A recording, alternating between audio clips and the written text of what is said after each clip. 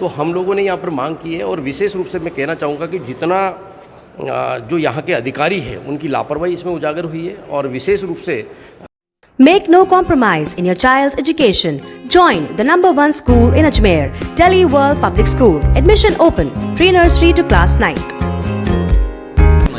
बिल्कुल देखिए, जो हमारे निगम के कर्मचारी हैं और धारा 184 के अंदर स्पष्ट प्रावधान है कि नगर पालिका क्षेत्र के अंदर यदि कहीं भी ज़मीन की खुदाई होती है तो वो नगर पालिका की बिना अनुमति के नहीं हो सकती।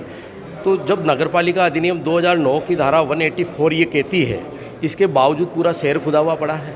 एक दिन सड़क बनती है, दूसरे दिन खुद जाती है और निगम के कर्मचारी ये कह रहे हैं कि हमने किसी को परमिशन नहीं दी गई है।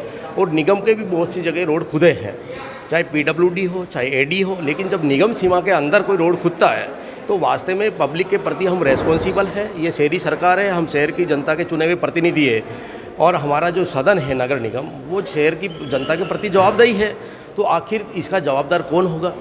कोई ADA का कर्मचारी या PWD का कर्मचारी तो नहीं होगा। तो हम लोगों ने यहाँ पर मांग की है और विशेष रूप से मैं कहना चाहूँगा कि जितना जो यहाँ के अधिकारी हैं उनकी लापरवाही इसमें उजागर हुई है और विशेष रूप से हमारी सरकार, जो राजस्थान की सरकार है गहलोत साहब की, बहुत संवेदनशील सरकार है। उनका यही ध्येय है कि संवेदनशील जवाबदेह प्रशासन होना चाहिए और यदि कोई कर्मचारी हमारी मंशा के अनुरूप, सरकार की मंशा के विपरीत कोई काम करता है तो निश्चित तौर पे उन पर कार्रवाई होगी। और जिस तरह से आज शहर की दुर्दशा, चाहे सीवरेज को लेकर के है, चाहे जगह जगह सड़कें खुदी हुई पड़ी है, गैस पाइपलाइन आप देख रहे हैं पूरी जगह से गैस पाइपलाइन डाल दी गई, लेकिन निगम से एक जगह भी 10 फीट की भी अनुमति अभी तक नहीं ली गई है। तो ये बहुत घोर अन्याय है और विशेष रूप से ये अनदेखी है जो कर्मचारियों की, अधिकारियों की। वो मोटी तनख्वाह तो लेते हैं लेकिन काम नहीं करते।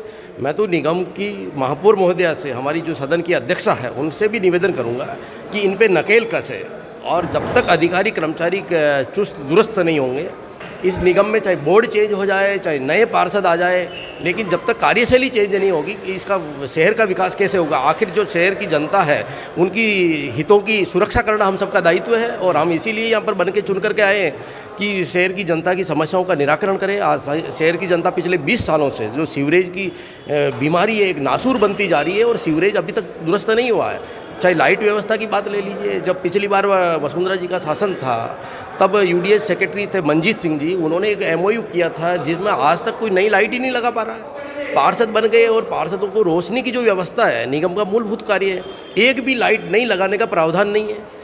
तो आखिर इनमें कैसे सुधार होगा? इन सब मुद्दों को लेकर के हम सदन में चर्चा कर रहे हैं। निश्चित तौर पे सकारात्मक, और जनता ने जिन अपेक्षाओं पे हमें चुना है हम उनकी बात को पुरजोर तरीके से रखेंगे और इनकी जो समस्या है उनका निराकरण करेंगे। 12 करोड़ रुपए का राजस्व की हानि एक तरीके से बिल्कुल है। देखिए, इन्होंने जो बजट भी जो प्रस्तावित किया है वो पिछली बार की बजाय काफ़ी कम किया है और आप देख रहे हैं कि जो प्रस्तावक, यदि आप इनका फंडाई यदि कम होगा, यदि मैनेजमेंट पहले से ही आप कम आंकलन मान के चलेंगे कि हमें आय भी कम होगी, हमारी निगम की इनकम भी कम होगी, तो फिर विकास भी निगम का कहाँ से होगा? यदि हम टारगेट नहीं रखेंगे, टारगेट को अचीवमेंट कैसे करेंगे? यदि हमारा कोई टारगेट नहीं होगा कि हम इतना टारगेट अचीवमेंट करेंगे, तो यदि हमारा टारगेट नहीं होगा तो हम बजट की आमदनी आएगी कहाँ से? तो ये जो हमारे निगम के अधिकारी है, निश्चित तौर पे हम लोग चाहेंगे कि आयुक्त महोदय और हमारे जो महापौर महोदय वो निश्चित तौर पे इस पे सख्ती से इन पे कार्रवाई करेगी। और आने वाले दिनों में मैं आपको ये ज़रूर कहना चाहता हूँ कि इनको चैन से अधिकारियों को हम नहीं बैठने देंगे। काम के मामले में, विकास के मुद्दे पे कोई समझौता नहीं है।